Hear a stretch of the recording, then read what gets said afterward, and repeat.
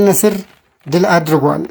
በሳውዲ አረቢያ ሊግ 25ኛው ሳምንት መርሃ ግብር አልነስር ከአልኮሉድ ጋር ያደረገውን ጨዋታ 3-1 በሆነ ውጤት አሸንፏል። አልነስር ማሸነፊያ ግቦችን ክርስቲያኖ ሮናልዶ፣ ሳዲዮ ማን እና ጆን ዱራን ማስቆጠር ችለዋል። ፖርቱጋላዊ የፊት መስመር ተጫዋች ክርስቲያኖ ሮናልዶ በውድድር ዘመኑ 19ኛ የሊግ ግቡን አስቆጥሯል። የሊግ ደረጃው ምን ይመስላል? አልነስር 51 ነጥብ፣ አልኩሉድ 31 ነጥብ።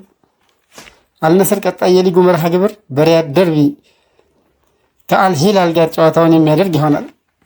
በኒውካስል የምፈልገውን ማሳካት እችላለሁ ይላል አይዛክ። ስዊድናዊ የኒውካስል ዩናይትድ የፊት መስመር አጥቂ አሌክሳንደር አይዛክ በክለቡ የራሱን ታሪክ መጻፍ እንደሚፈልግ ተናግሯል።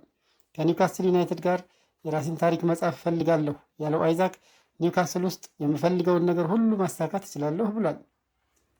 አሁን ላይ ስለ ወደፊት ቆይታው ብዙ ማሰብ እንደማይፈልግ የገለጸው ተጫዋቹ እዚህ በጣም ደስተኛ ነኝ ሲል ተናግሯል። አክሎም እዚህ ዋንጫ ለማሸነፍ እየተፎካከርን ነው። እግር ኳስ ተጫዋች ሊፈልገው የሚችለው ነገር ይህንን ነው ሲል ገልጿል።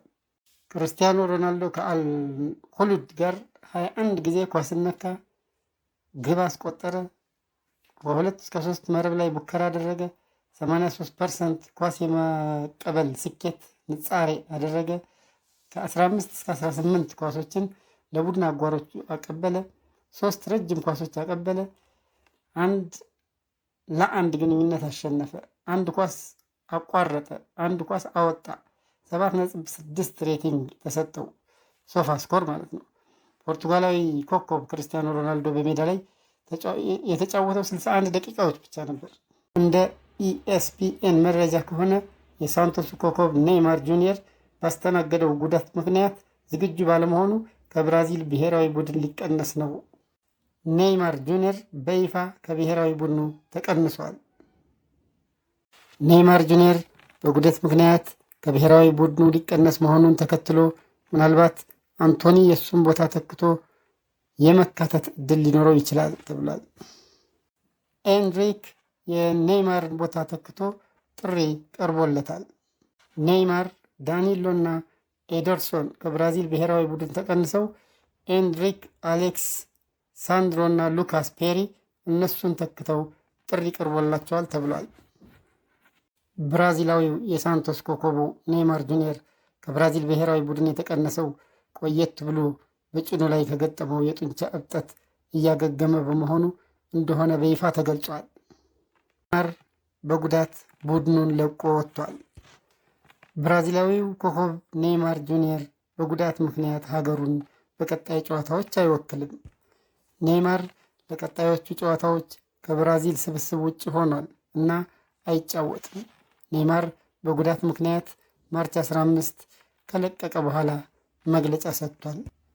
መመለሻዬ ቅርብ ይመስላል፣ ነገር ግን በሚያሳዝን ሁኔታ በዚህ ቅጥበት በዓለም ላይ በጣም ከባድ የሆነውን ማሊያ ለብሼ መጫወት አልቻልኩም።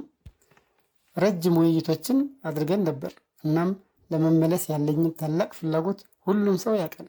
ነገር ግን ወደ መግባባት ደርሰናል እና ራሴን በተሻለ ሁኔታ ለማዘጋጀትና ሙሉ በሙሉ ከጉዳት ነፃ እንደሆን ለአደጋ ላለመጋለጥ ወሰንን። የድጋፍ መልእክት ለላኩልኝ አመሰግናለሁ ሲል ኔይማር ተናግሯል። ፔፕ ጋርዲዮላ በሃላንድ የፕሪሚየር ሊግ ውስጥ 100 የጎል ተሳትፎ ላይ ስለመድረሱ ኤርሊንግ የሚያደርገው የማይታመን ነው እና ተጨማሪ ይፈልጋለሁ። በዚህ የውድድር ዘመን የምንፈልገው ነገር ለማሳካት ኤርሊንግ የበለጠ ሊረዳን ይገባል። እሱ ከመጣ ጀምሮ ቁጥሮቹ አስደናቂ ናቸው። ኩባርሲ የኔ ምርጥ ትውስታ ሪያል ማድሪድን በሱፐር ኮፓ ፍጻሜ 5-2 ያሸነፍንበት ነው ሲል ተናግሯል። ኤንድሪክ ፊሊፔ በሪያል ማድሪድ በመጫወቴ በጣም ደስተኛ ነኝ ብሏል። በቱርክ ሱፐር ሊግ 28ኛ ሳምንት ጨዋታ ጋላታ ሰራይ ትላንት ምሽት በሜዳው ራምስ ፓርክ አንታሊያስፖርን አስተናግዶ 4-0 ማሸነፍ ችሏል። በጨዋታው መሃል የተገኘችውን ፔናልቲ ቪክቶር ኦምሄን ለቡድን አጋሩ አልቫሮ ሞራታ እንዲመታ አሳልፎ ሰጥቶታል። ሞራታም ወደ ግብነት ቀይሮታል። በጨዋታው ላይ ቪክቶር ኦሲምሄን ሃትሪክ የሰራ ሲሆን የጨዋታውም ኮከብ ተጫዋች በመባል ተመርጧል።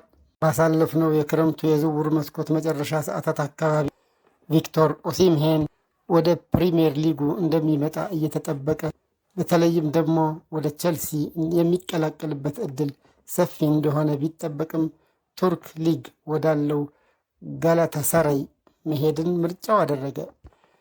በቱርክ ሊግም ህይወት እንዳሰበው ቀላል ሆኖለታል።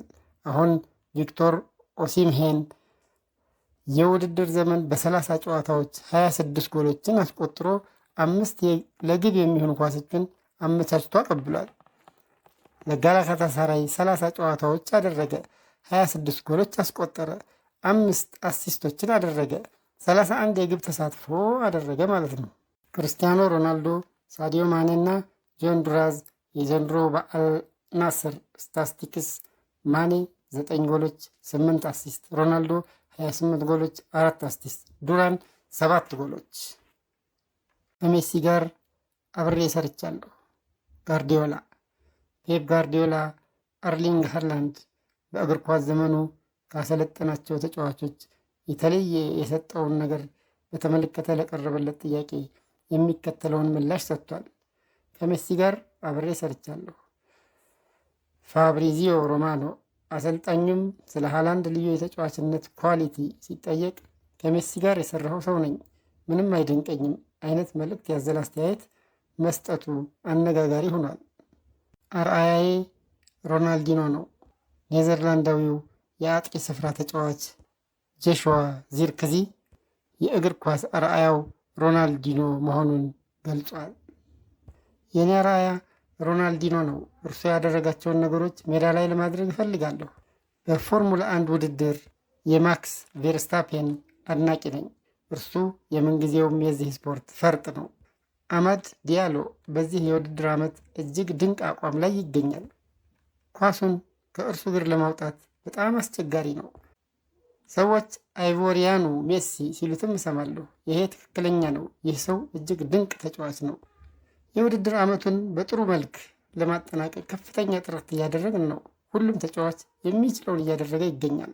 ጋርዲዮላ ሪኮ ሎዊስ ከቅድመ ውድድር ዘመን ጀምሮ ሁልጊዜም ለጨዋታ ይገኛል። ምንም ጉዳት የለበትም።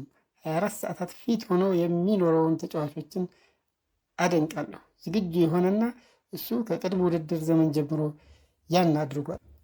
ስለሚገባው ብዙ ጨዋታዎችን ተጫውቷል። ሰዎች ምን ያህል ታዳጊ እንደሆነ ይረሳሉ እና እሱ ለኛ ትልቅ ስኬት ነው። ቡድኑን በፍጻሜ መምራቴ ኩራት ይሰማኛል። ቫንዳይክ የሊቨርፑሉ ተከላካይ ቨርጂል ቫንዳይክ ሊቨርፑልን በሌላ ፍጻሜ በአምበልነት በመምራቱ እንደሚኮራ ገልጿል። በሌላ ፍጻሜ ጨዋታ ሊቨርፑልን በመምራቴ ኩራት ይሰማኛል ሲል ቫንዳይክ ተናግሯል። አክሎም ያለፈው ዓመት ፍጻሜ የተለየ ነበር፣ ነገር ግን አሁን ሙሉ ትኩረታችንን የነገው ፍጻሜ ላይ ይሆናል ሲል ተደምጧል። በካራባኦ ካፕ ፍጻሜ የምወደው ትውስታ በፍጻሜው ጨዋታ ቼልሲ ላይ ያስቆጠርኩት ግብ ነው ሲል ተጫዋቹ ተናግሯል። ውሌን በተመለከተ በዓመቱ መጨረሻ ውሳኔ ይኖራል፣ ነገር ግን ምን አይነት የሚለውን አላውቅም ይላል ቫንዳይክ። ማርክ ካሳዶ ሙሉ የእግር ኳስ ሕይወቴን በባርሴሎና አጠናቅቄ እዚሁ ጫማ መስቀል እፈልጋለሁ። ይህ የኔ ህልም ነው። የምወደው ክለብ ነው። ሮበርት ሌዋንዶውስኪ በከፍተኛ አቋም ቅርጽ ላይ ስለመቆየቱ ሲናገር በከፍተኛ ብቃት ላይ ለመቆየት ከሜዳ ውጭ ብዙ ነገር አደርጋለሁ። በአካላዊ ማገገምና ደረጃዬን እንድጠብቅም የሚረዱኝ ሌሎች ልማዶችም ላይ አተኩራለሁ። በእነዚህም ሁሉ ወጣት ተጫዋቾች ዙሪያ መሆኔም የወጣትነት ስሜት እንዲሰማኝ ይረዳኛል ይላል። እዚህ መሆን እንደሚገባኝ ማሳየት እፈልጋለሁ። ፊሊፕ ጆርጌንሰን የሰማያዊዎቹ ግብ ጠባቂ ፊሊፕ ጆርጌንሰን በቼልሲ መሆን የሚገባው መሆንን ማሳየት እንደሚፈልግ ገልጿል። በቼልሲ ያለው ኃላፊነት ከባድ መሆኑን ያነሳው ተጫዋቹ ነገር ግን ራሴን ማሻሻልና እዚህ መሆን እንደሚገባኝ ማሳየት እፈልጋለሁ ብሏል። ሳንቼዝ እና እኔ ጥሩ ግንኙነት ነው ያለን። ራሳችንን ለማሻሻልና እርስ በርስ ለመረዳዳት ሁልጊዜ አብረን እንሰራለን። ፊሊፕ ጆርጌንሰን በነገው የአርሰናል የለንደን ደርቢ ጨዋታ ሰማያዊዎቹ በግብ ጠባቂነት ሮበርት ሳንቼዝን እንደሚጠቀሙ አሰልጣኝ ኢንዞ ማሬስካ ተናግረዋል። ቦታው አልተስማማውም።